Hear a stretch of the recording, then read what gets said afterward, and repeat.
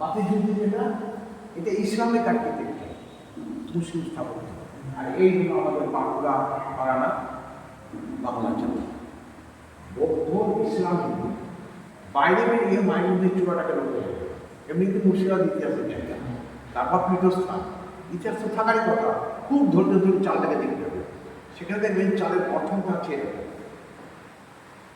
এখানে আবার চার চালাটা হিন্দু, পেটটা ইসলাম, আর অগ্রভাগটা হলো বৌদ্ধ।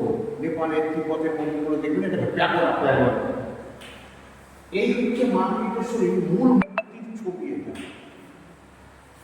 এই মূর্তি নিরাপত্তার কারণে বাইরে থাকে, এই মূর্তি মন্দিরে থাকে না, মানে বাইরে কোথাও আছে নিরাপত্তার কারণে। পৌষ মাসের মঙ্গলবার মঙ্গলবার মঙ্গলবার, পৌষ মাসের 4টে মঙ্গলবার দুপুর 2টো থেকে সন্ধ্যে পর্যন্ত যদি আসতে পারে, তাহলে এই মূর্তি দর্শন করবেন শিলার উপরে রাত বেশি, 4 দিন মাকে রাত বেশি বের করা হয়। এর গুরুত্ব কি, কেন নিরাপত্তার প্রয়োজন হলো? এর মুখের দিকে তাকিয়ে দেখুন, এখানে ভগবান বুদ্ধের ছোঁয়া আছে। একসময় এখানে বৌদ্ধতন্ত্রের প্রভাব ছিল, ঠিক আছে।